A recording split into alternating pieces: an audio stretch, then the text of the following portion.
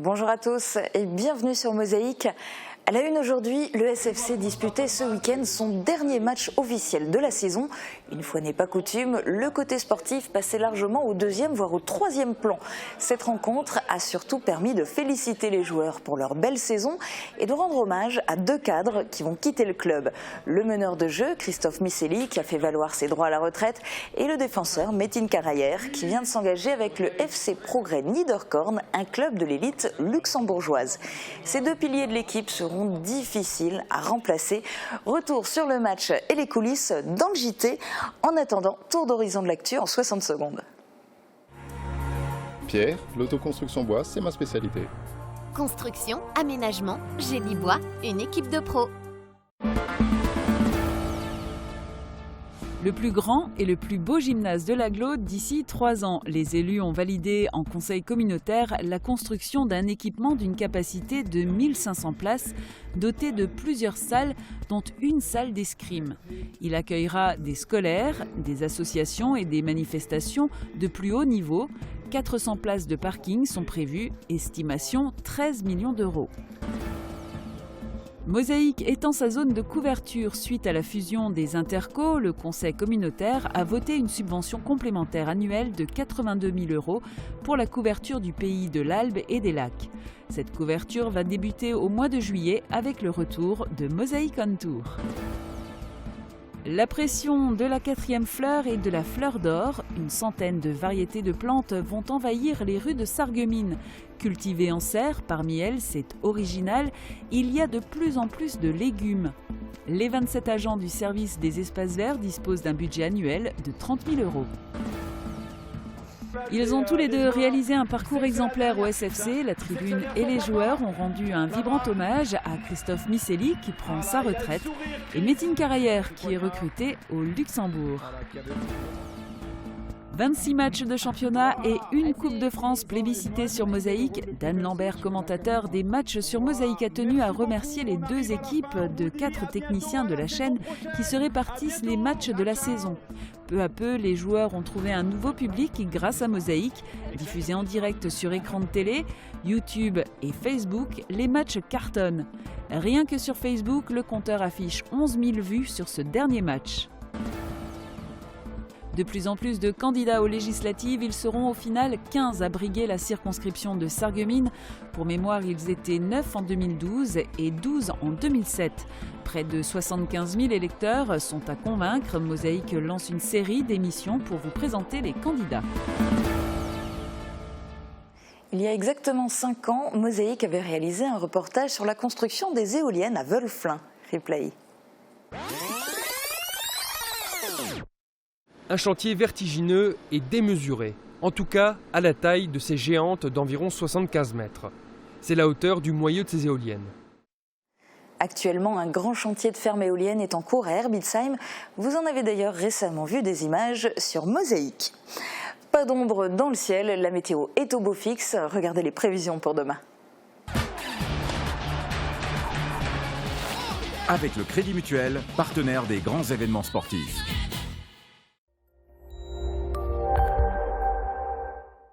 Bonjour tout le monde! Pour demain, la recette du beau temps sera basée sur les mêmes ingrédients, un temps bien ensoleillé et une chaleur tout à fait supportable. Les minimales iront de 9 à 12 degrés, les maximales de 24 à 26 degrés. Demain, nous sommes le mardi 23 mai et nous fêtons les Didier. Le soleil nous accompagnera de 5h38 à 21h18. Je vous souhaite à tous encore une excellente journée, à très vite!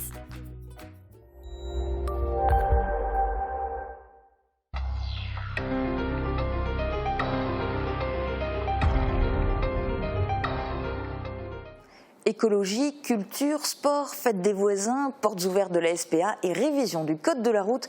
Programme varié et très chargé. C'était ce week-end. Retour en images dans ce VSD qui est signé Guillaume Dumonteil. Donc c'était le canon parisien. Même si la Première Guerre mondiale s'est déroulée il y a un siècle, elle intéresse fortement ces écoliers sarregueminois des Vergers et de la Cité.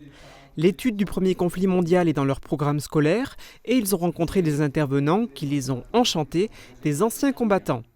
Le lieutenant Pierre Cordier, le commandant de réserve citoyenne Philippe Burkhardt, le lieutenant-colonel Robert Riedel et le colonel Roger Krajci ont parlé aux enfants des tranchées des origines de la Première Guerre mondiale, du canon de 75 et des avions qui étaient utilisés pendant le conflit.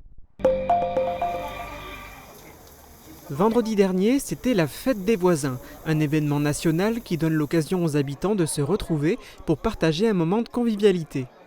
À Sarreguemines, les résidents du foyer Amelie ont passé une bonne partie de la journée ensemble. À midi, ils ont partagé le repas qu'ils avaient cuisiné en commun le matin. L'après-midi, ils prenaient part à plusieurs activités après avoir écouté la chanteuse Effie.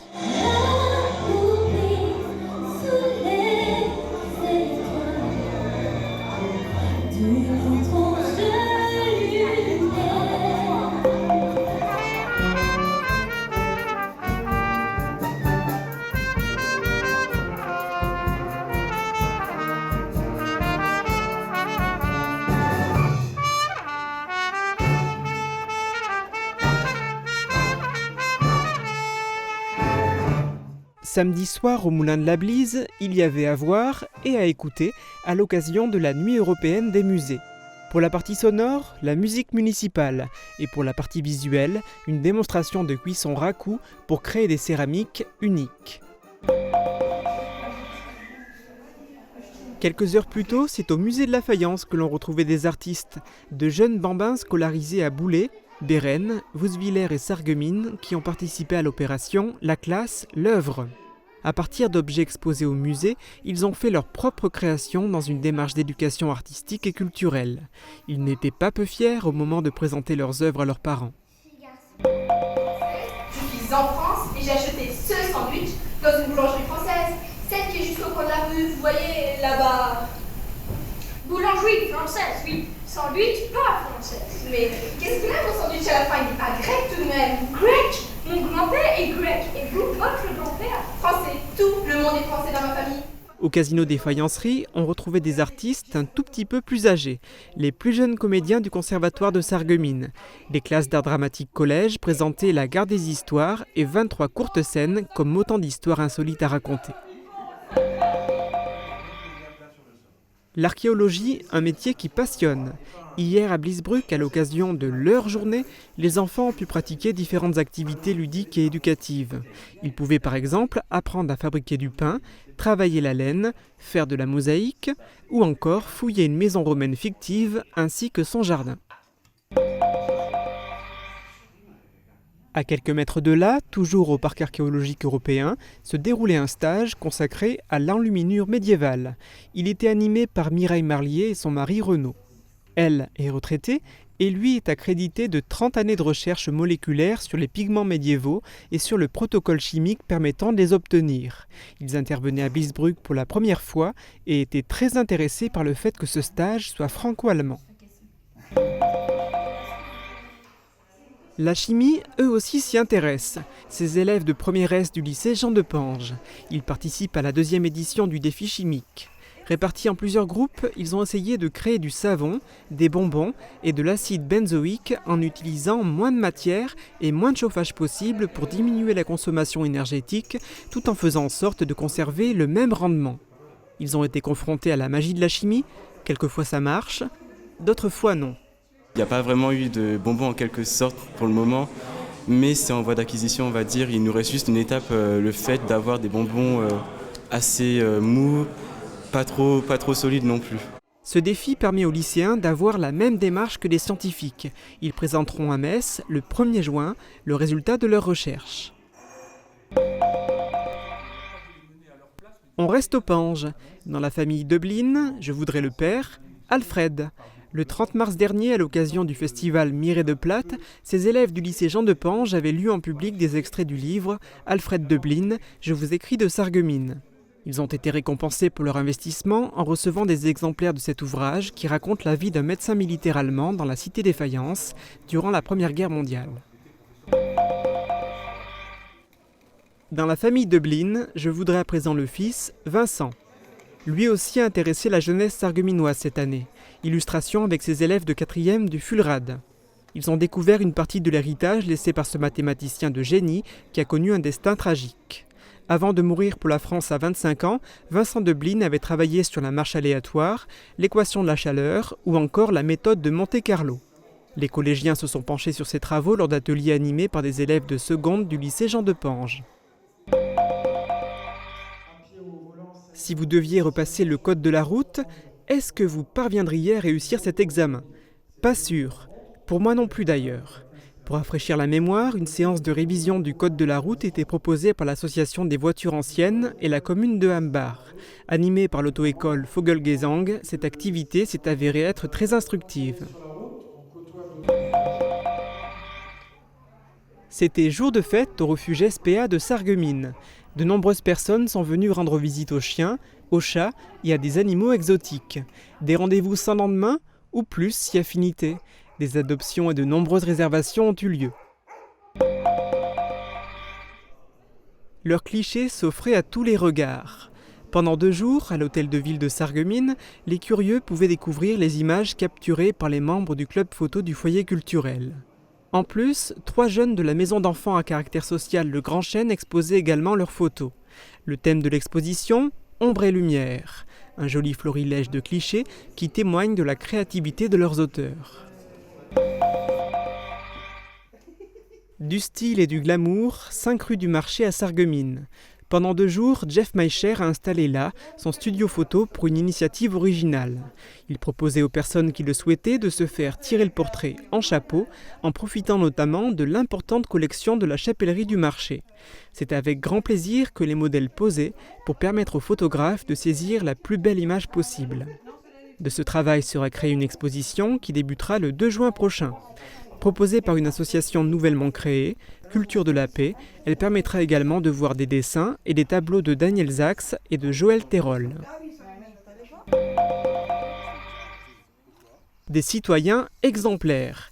Plus de 20 habitants d'Oundelin se sont donné rendez-vous samedi matin pour ramasser des détritus.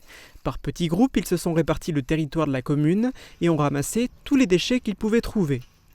Cette sortie annuelle semble porter ses fruits puisque les participants ont remarqué qu'il y avait moins de déchets que lors des années passées. Le port de plaisance de Sarreguemines comme terrain de jeu. Une quinzaine d'enfants du conseil municipal des jeunes a passé toute une journée en compagnie des membres de l'association Lorraine. Au programme des réjouissances, jeux de piste sur l'environnement, barbecue, nettoyage des berges, aménagement du site, goûter et petit tour en bateau. Les jeunes conseillers municipaux prenaient ainsi possession des lieux pour la 3e année consécutive. Voilà des jeunes qui ne manquent pas de punch. Le boxing club de Sarreguemines organisait à Zétain le tournoi du bassin houiller région Est. 7 clubs et 58 boxeurs étaient en lice, dont 14 de Sarreguemines. Âgés de 7 à 16 ans, ils montraient toute leur agilité dans cette compétition de boxe éducative. L'objectif n'était pas de faire mal, mais de simplement toucher son adversaire. On vous en parlait il y a quelques jours, un nouveau gymnase communautaire est en projet au quartier Gentil, sur le site de l'ancienne gendarmerie mobile. Après la fusion avec la communauté de communes de l'Albe et des Lacs, des changements seront opérés, notamment dans les transports, la médiathèque, mais aussi votre chaîne Mosaïque. Reportage de Marie-Laurence. Une grande partie du conseil communautaire était dédiée au sport. Le point le plus important était celui consacré à l'aménagement d'un futur gymnase au quartier Gentil. Un projet à hauteur de 12 millions d'euros. On en est au stade du pré-projet. Comme Roland l'a dit, c'est vraiment le début. Il s'agit de répondre au bloc scolaire, enfin à l'ensemble de ce que j'appelle le campus scolaire voisin, à commencer par le collège Fulrad, qui attend depuis plus de 25 ans cette salle, ce que l'étude qu'on avait fait faire nous avait montré. Puis il y a le lycée, et puis il y a aussi les écoles primaires, donc ça fait pas mal de monde. Et dans l'idée, il y a également de pouvoir répondre aux attentes des écoles des communes, notamment de la vallée de la Blise. Le programme d'aménagement proposé a été validé à l'unanimité lors du conseil communautaire. Un concours de maîtrise d'œuvre va maintenant être lancé pour mettre en route ce grand projet. Autre point important du conseil, celui concernant les ordures ménagères. En 2011, la Casque s'est engagée sur un programme local de prévention des déchets volontaires, financé en partie par l'ADEME, l'Agence de l'environnement et de la maîtrise de l'énergie. Plusieurs actions ont été développées en faveur de la réduction des déchets. Et ça a fonctionné puisqu'on compte une baisse de 23% des ordures ménagères et assimilées. 8 Repair Cafés ont permis 733 réparations d'appareils ménagers. On compte 400 participants aux 43 ateliers éco-responsables organisés par les Petites Mains ou encore plus de 6000 élèves qui ont participé à une sensibilisation à l'entretien des vélos. La loi impose désormais aux collectivités territoriales de mettre en place un programme d'action. On souhaiterait créer une recyclerie, c'est-à-dire les objets, plutôt que de les jeter, certains pourraient être réutilisés, on leur donnerait une seconde vie. C'est également de donner aux chantiers d'insertion, de diversifier, disons, les offres d'emploi au personnel des chantiers d'insertion. Pour l'instant, ce sont très souvent des travaux qui sont plutôt destinés à des hommes, alors que là, on pourrait proposer des travaux qui pourraient faciliter l'insertion des femmes. Et le feu vert a été donné à l'unanimité par le Conseil pour la création de cette recyclerie. Fusion de la communauté d'agglomération Sarreguemines-Confluence et de l'Albe et des Lacs oblige, certains services doivent être réétudiés, notamment les transports et les bibliothèques, points qui ont été abordés lors du Conseil. Concernant les transports en commun, le schéma actuel restera en place jusqu'en 2019. Un travail sera réalisé ensuite pour faire évoluer les réseaux vers les communes de l'Albe et des Lacs. Actuellement, le territoire de l'ancienne Casque compte la médiathèque de Sarreguemines, 9 bibliothèques de proximité, plus 2 qui sont en devenir à Ambar et Louperchouse, et 4 devraient s'ajouter au réseau, Putelange, Remerin, Sarralbe et Richelin. Il faudra donc repenser une convention pour leur permettre d'avoir un catalogue commun. Autre changement, cette fois pour vous, téléspectateurs, les caméras de Mosaïque couvriront désormais l'ensemble du territoire de la nouvelle communauté d'agglomération Sarreguemines-Confluence, en incluant les 12 nouvelles communes. Et on reparlera mercredi du grand projet de gymnase communautaire à l'ancien quartier Gentil. Notre invité sera le vice-président de la Casque en charge des travaux, Jean-Claude Kratz. Parlons maintenant d'un autre équipement municipal cette fois. De nombreuses communes bénéficient d'un service des espaces verts pour s'occuper notamment du fleurissement, mais peu d'entre elles ont la chance d'avoir une serre municipale. Sarreguemines a la sienne, elle permet aux agents de maîtriser la chaîne qualitative des fleurs. Reportage. C'est une serre comme en rêveraient les jardiniers les plus passionnés. Il s'agit de la serre municipale de la ville de Sarreguemines. Elle permet au service des espaces verts de produire et stocker une centaine de variétés de plantes chaque année. La serre, elle va essentiellement nous servir déjà à produire nous-mêmes nos plantes. Donc on table surtout sur la qualité variétale. Ça nous permet d'étendre la palette végétale, donc à partir de graines ou de micromodes qu'on va mettre en culture. Alain Rohr et ses agents ne manquent pas d'idées pour innover chaque année.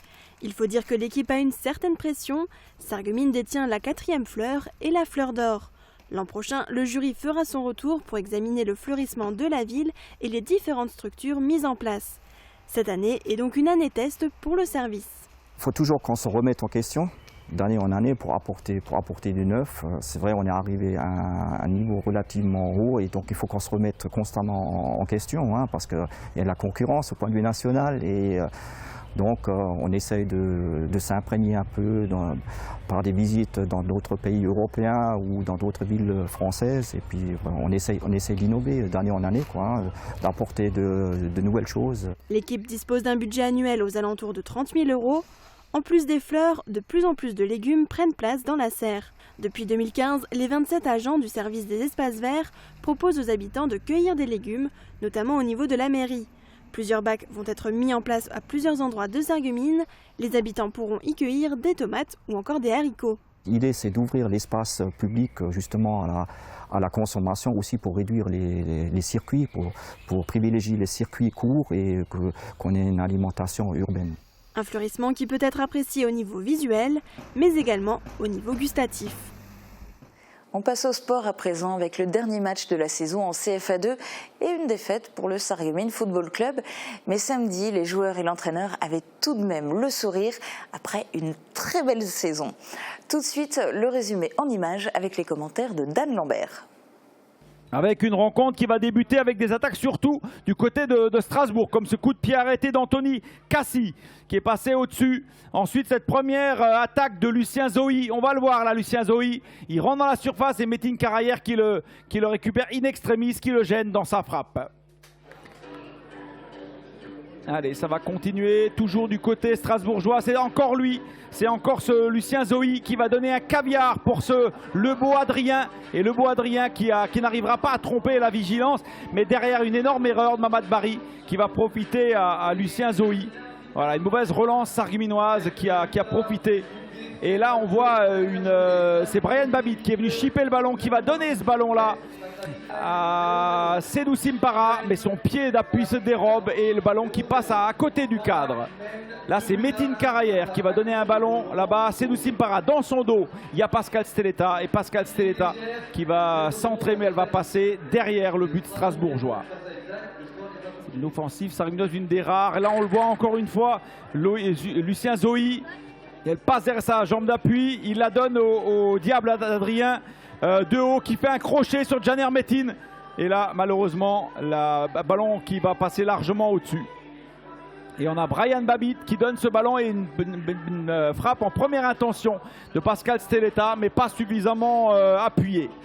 Et là, une autre balle qui est donnée pour le numéro 6, Matando, et sa frappe de l'extérieur du pied qui passe juste à côté du cadre. Brian Babit, là il a passé l'épaule, il rentre dans la surface mais il est gêné. Et c'est le défenseur qui aura le dernier mot. Voilà, et là une confusion. Le gardien qui pensait qu'il était hors jeu, non. Mais regardez sur ses appuis, Florian Traborde, énorme sa main gauche. Et il va venir s'interposer face à Lucien Zoï et empêcher le but strasbourgeois qui aurait pu aggraver effectivement le score. Et là, ça va être un nouveau face-à-face et une tentative de lob de Mohamed Ambry. Et son lob qui va être manqué et qui va lui attirer les foudres de son entraîneur. Là, une autre attaque et c'est Sédou Simpara. Et malheureusement, il est rattrapé par le défenseur. Il a l'occasion de se reprendre et malheureusement, il manque sa frappe. C'est l'une des rares défaites où je ne serais pas déçu, quoi. Voilà, aujourd'hui, le but, c'était pas forcément de gagner ou de perdre. Le but, c'était de bien terminer, de ne pas se blesser. Faut pas que les garçons partent en vacances, comme c'était le cas l'année dernière, par exemple, et de faire la fête ensemble pour notre dernière rencontre à domicile. Voilà, après, on est tombé contre une belle équipe de Strasbourg qui nous a malmenés en première mi-temps. Je pense qu'en seconde mi-temps, on mérite peut-être de revenir au score, mais bon, voilà, on n'est pas assez efficace devant le but. Je crois que c'est la seule fois de l'année où vous me verrez à la limite souriant après une défaite. On a fait une bonne saison et aujourd'hui, c'était anecdotique. Voilà, fin de rencontre. Sifflé voilà. sans jouer de minutes supplémentaires, je crois. Ouais. Je crois qu'il s'agit de ça. Ça termine notre belle saison quand même, madame. Le Sarreguemines Football Club termine 4e du classement avec 13 victoires, 5 nuls et 8 défaites. Pour ce dernier match de la saison, on a voulu vous montrer l'ambiance aussi côté coulisses. Alors on a confié une caméra au gardien de l'équipe 2, Thomas Percibali, pour filmer dans les vestiaires et on le remercie d'ailleurs. Le reportage est réalisé par Guillaume Dumonteil et Thomas Drouin. On va se faire plaisir ensemble. Vraiment aujourd'hui c'est le mot-là, c'est le mot plaisir. Et le mot ensemble il est important parce que se faire plaisir individuellement c'est une chose, mais se faire plaisir à 16 c'est autre chose, d'accord? Parce que je sais que des fois vous aimez vous faire plaisir par des gourmandises qui sont individuelles. Aujourd'hui je voudrais que les gourmandises soient collectives. Soyez rigoureux tout le match et pensez pas à n'importe quoi, c'est tout ce que je vous demande par rapport à notre projet de jeu. Benoît commencera point de basse avec devant lui Pascal et Chris qui vont animer les jeux. Et devant, Thierry à droite, Brian à gauche et Cédou en pointe. En tout cas, t'as vu le champion. Les gars, l'arbitre nous attend quand vous voulez. Allez, vite. Allez, mon gars. On tape 5. Oui. C'est mosaïque. Ah, c'est bon. Hein. Ah ben d'accord. Allez, maintenant, vous le prenez là, vous le mettez là-bas. C'est bon. Allez, un petit but. Allez, Yannick, viens dans mon sac. Trop loin, deuxième ballon, on est trop loin.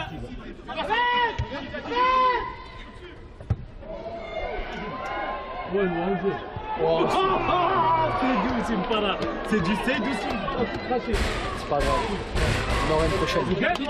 Après, tu dis c'est pas grave. Pas touche. Ce dernier match de la saison, c'était aussi le dernier match à Sarreguemines de Metin Karayer qui part au Luxembourg et de Christophe Misseli qui prend sa retraite. Regardez les réactions suite à ses départs. C'est deux piliers, hein, comme je l'ai dit dans ma causerie avant le match, parce que c'est des garçons qui sont là depuis que je suis au club, même avant. Chris, 7 ans au club, 5 ans avec Seb et 2 ans avec Antoine Mangione. Et Metin qui est arrivé chez nous il y a 9 ans. Il était tout petit et 15 années passées, donc c'est deux monuments qui s'en vont. Des piliers symboliques et footballistiques. Christophe a été notre meneur de jeu pendant 5 ans. Il a été très important sur beaucoup de matchs. Metin était notre leader défensif qui a énormément progressé depuis que je suis au club. C'est fulgurant, quoi. On a passé de très belles années ensemble avec le club, avec l'équipe.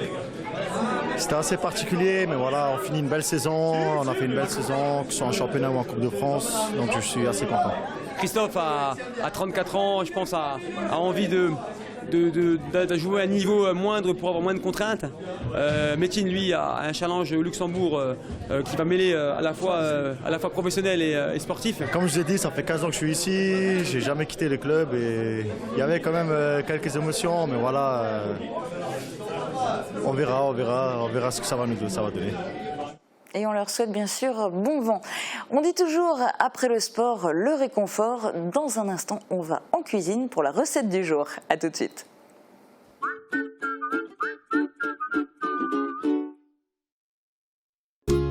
Faites le plein d'énergie. Avec votre magasin La Vie Claire, découvrez tous les produits bio pour une cure de remise en forme. Jus de bouleau, jus de légumes, compléments alimentaires. Bio Santé Crépy, La Vie Claire, au 5A rue des Ormes, à Sarreguemines. La Vie Claire. Baptême, mariage, communion, faites le plein d'idées chez Festividé. Festividé, Festividé, des idées toutes faites. Quoi? Écoute mon chéri, tu as vraiment un problème d'audition. Ok, je vais demander l'addition. Quand on comprend de moins en moins bien, on finit par se couper du monde. Réagissez et testez votre audition gratuitement à la Passion de l'audition.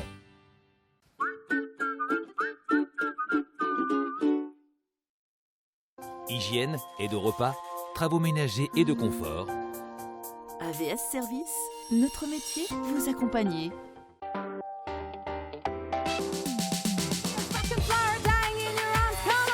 Après 10 ans de scène, Licia, chanteuse de soul et funk music, est passée à l'écriture.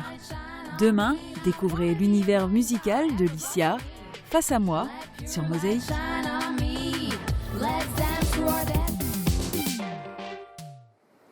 La fête des mères, c'est dimanche. Cette semaine, entrée plat dessert vous propose un menu local à préparer, pourquoi pas, pour votre maman. On commence avec une entrée originale à base de pommes de terre Vitlotte bio, cultivées chez Végétal Respect. Je vous laisse découvrir la recette. Très bonne journée à tous. À demain. Le conseil, le choix, la pause, les meilleurs tarifs. Avec Agifermeture, les experts de la fermeture.